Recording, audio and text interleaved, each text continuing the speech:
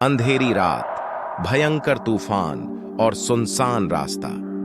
रामपुर गांव के श्मशान घाट में किसी के कदमों की आहट सुनाई दी। यह आहट उस डरावने रहस्य की शुरुआत थी जिसने पूरे गांव को दहशत में डाल दिया। गांव के लोगों का कहना था कि रामपुर के श्मशान में एक चुड़ैल का साया है। हर अमावस्या की रात वहां से चीखने चिल्लाने की आवाजें आती थीं। जो भी उस रात श्मशान के करीब गया या तो गायब हो गया या फिर पागल होकर लौटा।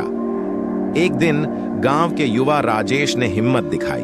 उसने ठान लिया कि वह इस रहस्य से पर्दा उठाएगा।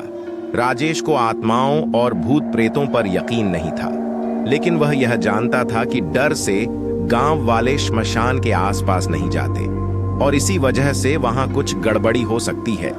अमावस्या की रात राजेश अपनी दोस्त सीमा और चाचा के बेटे विजय को लेकर श्मशान पहुंचा।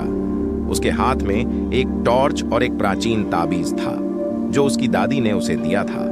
श्मशान घाट पर अजीब सी ठंडक थी। हवा थम गई थी, एकदम सन्नाटा था। अचानक पेड़ों की शाखाएं हिलने लगी। एक मध्यम सी हंसी पूरे श्मशान में गूंज उठी। यह कोई मजाक है, विजय ने डरते हुए कहा।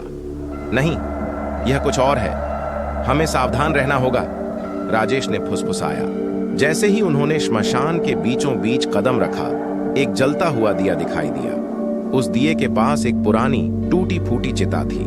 चिता से एक स्त्री का कंकाल झांक रहा था। अचानक वह कंकाल हिलने लगा। चिता से एक स्त्री का भूत प्रकट हुआ। उसकी आंखें जलती हुई अंगारों जैसी थीं। उसने सफेद साड़ी पहन रखी थी जो खून के धब्बों से लाल हो चुकी थी। तुम्हारी इतनी हिम्मत कि यहां आए? वह स्त्री गुस्से से बोली। राजेश ने हिम्मत करके पूछा, तुम कौन हो और यहां क्या कर रही हो? स्त्री ने हंसी और कहा, मैं वही हूं जिसे इस गांव ने जलाकर मार डाला था। मैं बदला लेने आई हूं। इस गांव में कोई नहीं बचेगा। यह सुनते ही सीमा और विजय डर के मारे पीछे हट गए। लेकिन राजेश ने अपना ताबीज निकालते हुए कहा, अगर तुम निर्दोष हो तो मैं तुम्हारी मदद करूंगा, लेकिन अगर तुमने गांव को नुकसान पहुंचाने की कोशिश की तो मैं तुम्हें रोक दूंगा। चुड़ैल ने एक आह भरी और अपनी कहानी सुनाने लगी। सालों पहले मैं इस गांव की सबसे सुंदर लड़की थी। मेरा नाम सरिता था। मेरे पिता गरीब थे, लेकिन मैंने कभी किसी के साथ बुरा नहीं किया। एक दिन गांव के मुखिया के बेटे ने मेरी इज्जत लूटने की कोशिश की। मैंने उसका विरोध किया। उसने मुझे बदनाम कर दिया और झूठा इल्जाम लगाकर मुझे डायन घोषित करवा दिया। गांव वालों ने मुझे पीट पीट कर मार डाला और मेरी लाश को श्मशान में जला दिया।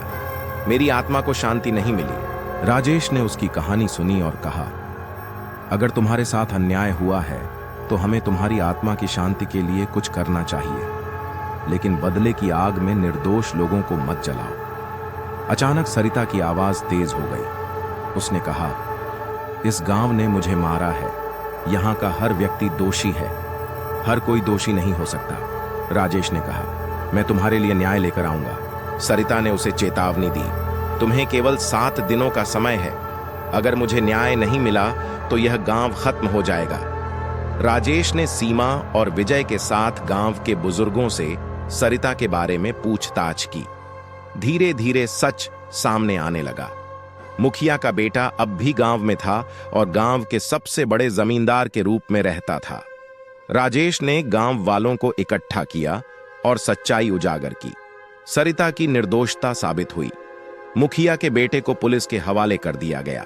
अमावस्या की अगली रात राजेश श्मशान गया। उसने सरिता की आत्मा को बुलाया। मैंने तुम्हारे साथ हुए अन्याय को सबके सामने लाया है। अब तुम्हारी आत्मा को शांति मिलनी चाहिए, राजेश ने कहा। सरिता की आत्मा रोने लगी। तुमने मेरे लिए वह किया जो मेरे अपने नहीं कर पाए। अब मैं इस धरती को छोड़कर जा रही हूं। जैसे ही सरिता की आत्मा गायब हुई, एक तेज रोशनी फैल गई। श्मशान के सारे अंधकार मिट गए। गांव के लोग राजेश के इस काम की सराहना करने लगे, लेकिन राजेश को यह एहसास हुआ कि वह केवल सच और इंसानियत के लिए लड़ा था। श्मशान की डरावनी कहानियां अब खत्म हो चुकी थीं, लेकिन गांव वालों को एक सबक मिला, किसी निर्दोष के साथ अन्याय न करें, वरना वह आत्मा शांति की तलाश में लौट सकती है। हर आत्मा न्याय चाहती है। अगर इंसान समय पर न्याय कर दे तो भूत प्रेत और डर की कहानियां नहीं बनेंगी। क्या आप मानते हैं कि आत्माएं हमें न्याय का रास्ता दिखाने आती हैं? हमें अपनी राय बताएं।